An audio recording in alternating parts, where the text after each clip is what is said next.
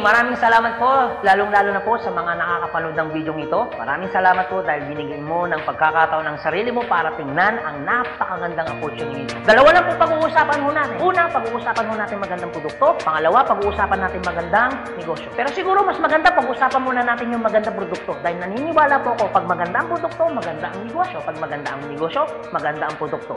Ang maganda po dito sa product na pag-uusapan natin, ang involved health. Kung tatanungin ko po kayo, maganda bang negosyong health? Kung iisipin mo, magandang negosyong health. Pero at the back of your mind, hindi ka sigurado kung magandang health. Sige, tingnan natin. Kung tatanungin ko po kayo, importante ba sa tao ang health? O sobrang importante? Alam mo kung bakit ko tinanong yan? Simple. Pag tinanggal ko ang tao, may health. Pag tinanggal ko naman ang health, may tao. Ngayon uulitin ko, importante ba sa tao ang health? O sobrang importante? Kung sobrang importante sa tao ang health, anong ibig sabihin? Nagiging importante na rin sa tao ang business mo. Dahil ang business mo, health. Since tao po pag-uusapan mo natin, naniniwala po ba kayo na ang tao may katawan? Oo naman. Kung tatanungin ko po kayo, importante ba sa tao ang katawan o sobrang importante? Kung sobrang importante sa tao ang katawan, what if mapabayaan ng tao ang katawan? So ano nangyayari? Nagkakasakit. Pag nagkakasakit ang tao, anong ginagawa? Nagpapadoktor, nagpapacheck up, nagpapagamot. Kung nagpapagamot ang tao, anong binibili? Siyempre, gamot. Ang gamot, gastos hindi. Siyempre, gastos. Pag hindi mo ginasusan, anong mangyayari sa sakit? Siyempre, lalala. Pag lumala ang sakit, anong mangyayari sa katawan? Siyempre, manghihina. Pag nanghina ang katawan, akala ng iba, katawan lang ang nagkakaproblema. Pero hindi na alam, apektado ang trabaho. Pag apektado ang trabaho, apektado ang kita. Pag apektado ang kita, ang pinaka-naapektuhan sa lahat, yung pamilya. Ang pinakamalupit na naapektuhan pa sa tao, yung pangarap mo. Sabi daw nila, madali raw kitain ng pera pag masipag at matyaga. Opo, tama po, madaling kitain ng pera, basta masipag, matyaga. Pero ito naman sasabihin ko sa'yo, the moment na magkasakit ka, madali rin ubusin ng sakit ang pera mo. Lagi ko po ito sinasabi, anin mo ang limpak-limpak mong salapi kung punong-puno ka naman ng sakit. At ang pinakamahirap po dyan, wala na nga pera, mahirap na nga, may sakit pa. Yun ang masakit. Since present ang sakit, ano ngayon ang gagawin mo para hindi magkasakit? Simple, wala ka ng choice. Uulitin ko, wala ka ng choice. Kailangan mo nang uminom ng food supplement. Alam kung bakit? Marami ng kumpanya ng tayo. Marami ng pharmaceutical ng tayo. At hindi naman nila i-inventoyin ang mga produktong yan kung hindi kailangan. Bakit? Kasi kailangan mo na talaga. Ngayon, pwede mo sabihin sa akin, teka lang Anthony, food supplement? Gastos yan eh. Opo, gastos nga ang food supplement. Pero ito naman sasabihin ko sa'yo, di bali nang gumastos ako, at least healthy naman ako. Bakit? Pag nakakasakit ka ba, ano bang ininom mo? Di ba gamot? O tanong, gastos hindi. Di ba gastos? Kung ikaw tatanungin ko, anong gusto mo? Gumagastos ka na healthy ka? O gumagastos ka, may sakit ka? Parehas na gastos. Ang malupit mo niyan, every time na gumagastos ka, may sakit ka pa. Komportable ang katawan? Siyempre hindi. Sabihin na natin, gumagastos ka dito, at least healthy ka naman. Ang pinakamaganda sa lahat, bukod sa healthy ka na, business mo pa. Dahil business mo pa, kumikita ka pa. Ang pinakamaganda sa lahat, bukod sa healthy ka na, kumikita ka pa.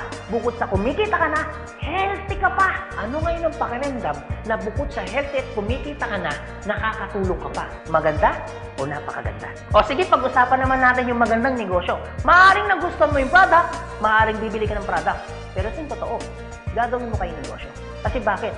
Pag business ang pinag-uusapan, hindi naman kasi lahat ng tao business-oriented. Karamihan ng tao is career-oriented. Alam mo kung bakit? Marami kasing tao na pagdating sa business, ang dami niyang perspective. Alam mo isa sa mga perspective ng tao pagdating sa negosyo? Una, wala akong pera. Pwede mo sabihin sa akin, teka lang Anthony, wala naman akong pera. Kanina, nung pinapanood mong video nito, wala kang problema. Pero ngayon, may problema ka na. Ano? Pera. Pangalawa, ang maaaring problema mo, wala akong time. Pwede mo sabihin sa akin, teka lang Anthony, okay ang negosyo kaso nga lang wala akong time. Walang kaso. Pero mayroong mas worse. Wala ka nang time. Wala ka pang pera. Pangatlo, maaaring itong problema mo. Teka lang Anthony, okay ang business. Kaso nga lang, hindi ko yan alam. Hindi ko yan hilig. Hindi ko yan linya. Ew. Pero ito yung totoo. Marami naman tao sa labas na ginagawa niya linya niya, ginagawa niya hilig niya. Pero tanong, kamusta ang buhay? Sabihin na natin, hindi mo to hilig. Sabihin na natin, hindi mo rito niya. Pero ito sasabihin ko, kung ito naman ang magpapabago ng buhay mo, bakit hindi mo siya ninyahin? Pang-apat, maaaring ito isa sa mga problema mo. Teka lang Anthony, okay ang business. Kaso nga lang, risky yan. Naku, malulugi lang ako. Ang pinakamalupit, hindi mo pa tinatayo yung negosyo mo, feeling mo, lugi ka na. Ang matindi niyan, ano malulugi sa'yo? Di ba sabi mo, wala kang pera? Eto tanong, kung problema mo ang pera, problema mo ang oras, problema mo dahil wala kang alam, kasi iniisip mo baka malugi ka, ito sasabihin ko, hindi lang naman to ang una or pangalawang pagkakataon na pwede kang ma-involve sa business. Kung yan ang problema mo, bakit? Pagdating kayo ng panahon, yan pa rin kayo problema mo. Pag-usapan po natin ang life cycle. Naniniwala ka bang may life cycle? Oo naman, importante po ang life cycle. Kasi po, hindi po magiging balanse ang mundo pag walang life cycle. Isa sa mga dinadaanan ng tao ng life cycle, yung pag-aaral. Kung ikaw magkakanak o magkakaanak pa lang, pag-aaralin hindi. Siyempre, pag-aaralin. Kawawa naman yung bata pag hindi natuto, hindi marunong magsulat, hindi marunong magbasa. Pagkatapos mag-aral, anong susunod? Siyempre, gagraduate. Pagkatapos graduate, anong susunod? Siyempre, magtatrabaho. Pero pansinin mo to. Meron po mga taong hindi nakapag-aral, hindi nakagraduate, pero nagtatrabaho. Bakit? Isa sa mga life cycle po na dinadaan ng tao, kailangan po magtrabaho. Etong tanong, gusto niyo po ba habang buhay nagtatrabaho? Siyempre, hindi. Gustuin niyo man po magtrabaho ng 60 to 65 years old, wala na ho kayong choice. Ang sasabihin ng boss mo, you're out. Bakit? Anong tawag ko doon? Retire. Pag kayo po ba nag-retire, may pera wala? Siyempre, meron. Anong tawag mo doon? Retirement fee. Dahil ikaw ay nag-retire, ang trabaho, tuloy tigil. Siyempre, tigil. Pag tigil ang trabaho, ang sweldo, tuloy tigil. Siyempre, tigil. Dahil tigil ang trabaho, tigil ang sweldo, ang gastos, tuloy tigil. Siyempre, tuloy. Dahil tuloy ang gastos, ang retirement fee na pinaghirapan mo, maubos hindi. Siyempre, pwedeng maubos. Para hindi maubos ang perang pinaghirapan mo, anong gagawin mo? Maaaring nag-iisip mo ngayon kung ikaw nakakapanood ng video nito. Maaari at siguradong naiisip mo ngayon, business. Ito tanong. Kung papasok ka ngayon sa business para hindi maubos ang pera mo, teka lang, akala ko ba, kanina, iniisip mo, teka lang Anthony, wala akong pera kasi mamumulan ako dyan. Pero ito sabihin ko, kung iniisip mo, kanina, wala kang puhunan, mamumuhunan ka kasi, di ba ganun din dito? Mamumuhunan ka rin. Di ba sabi mo kanina, wala akong time? Kung iniisip mo na wala kang oras, bakit? Pagtungtong mo ng 60, 65, may oras ka ba ba? Sabi mo kanina, wala kang alam. Pero tanong, bakit pagtungtong mo ng 60, may alam ka? Buong buhay mo nagtrabaho, hindi nag-business. Dahil wala kang alam sa business, anong mangyayari sa pera mo? Siyempre, mauubos. Anong sense, nagtrabaho mo ng buong buhay mo, papasok ka sa business, dahil wala kang alam sa business, ang perang pinaghirapan mo, mauubos lang. Kaya marami pong mga tao nagre-retire, pumapasok sa business, still broke pa rin. Alam kung bakit? Kasi wala silang alam sa business. Kung ikaw ang nakakapanood ng video nito, huwag po kayo mag-alala. Kasi bakit? Later pa naman yan. Pero kung tatanungin kita, kung papasok ka lang naman pala sa business, anong gusto mo? Ngayon o later? Alam mo kung bakit ngayon? Simple. Pag ngayon mo ba inaral ang business, ngayon ka nag-decision mag-business, ngayon mo ginawa ang business, ngayon mo matututunan? Yes. Ngayon ka rin kikita? Yes. Pero pag later ka nag-decision mag-business, later mo ginawa ang mag-business, later kang pumasok mag-business, later mo inaral ang business, later mo matututunan? Yes. Later ka rin kikita? Yes. Kung papasok ka sa business, anong gusto mo? Ngayon o later? O sige Anthony, nagustuhan ko yung magandang negosyo, nagustuhan ko rin yung magandang produkto. Pero ito tanong, paano ko siya umpisan? Anong gagawin ko? Paano ako magiging membro ng AIM Global? Ganito po kasi yan. Una po, kailangan niyo pong bumili ng global package. Tanong, magkano naman ang global package? Ang global package po ay 7,980 pesos. Pero teka lang Anthony, mukhang yata ang laki. Opo, malaki po siya kung gastos. Malaki din po siya kung wala kang pera. Pero teka lang, kung negosyo ang pag-uusapan natin, 7,980, malaki o maliit? Alam niyo po, sobrang liit lang po niyan. Maaari pong malaki po ang 7,980 pesos kung hindi mo makikita yung value ng pera mo. So, kung gusto ko po mangyari, ipakita ko po sa inyo kung anong value ng 7,980 pesos mo. Una, magkakaroon ka ng product na worth 6,000 pesos. Pangalawa, magkakaroon po kayo ng insurance. Meron po kami tinatawag na personal accident insurance na 200,000, unprovoked murder and assault na 50,000 pesos, 10,000 pesos medical reimbursement. Hindi lang yan, meron pa kami tinatawag na burial assistance na 10,000 pesos. Pangatlo, magkakaroon ka pa ng discount from 25% up to 50%.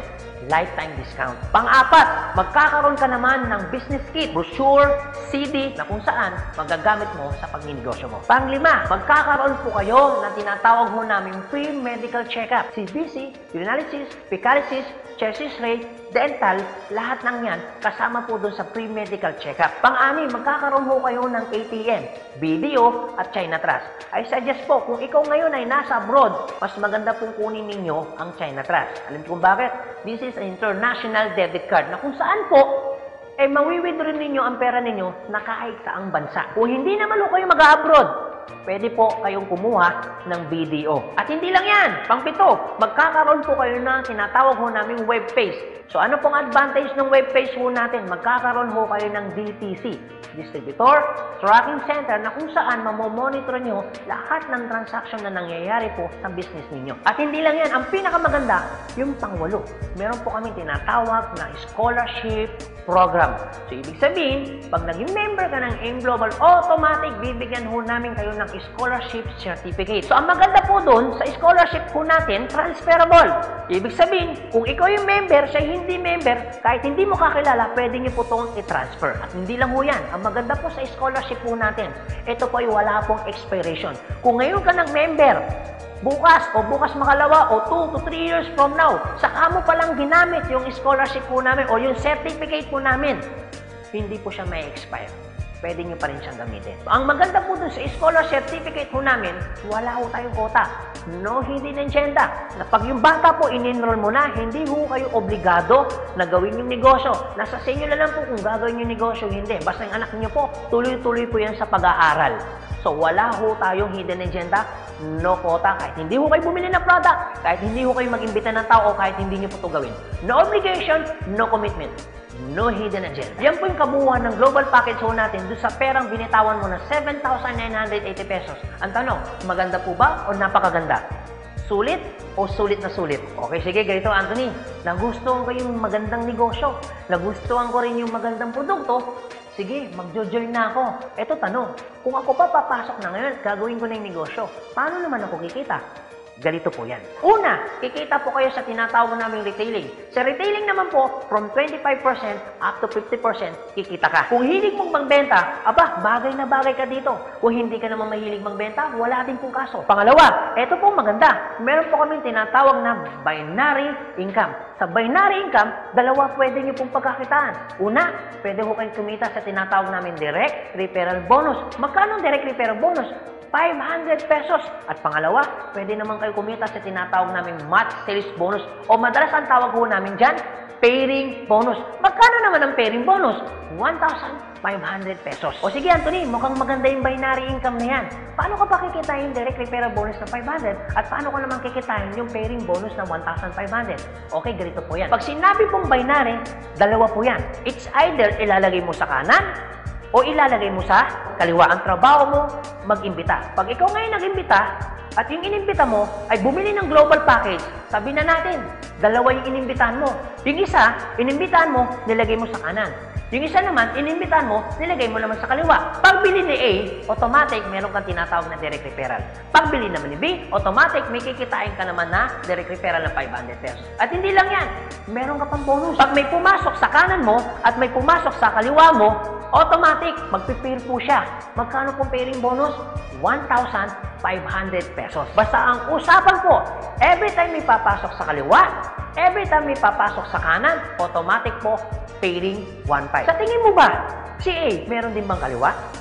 Meron din kanan? Si B, meron din bang kaliwa? Meron din bang kanan? Sa tingin mo ba, ikaw pa ba ang nag-imbita dun sa inimbita ni A and B? Siyempre, hindi na. Eto maganda.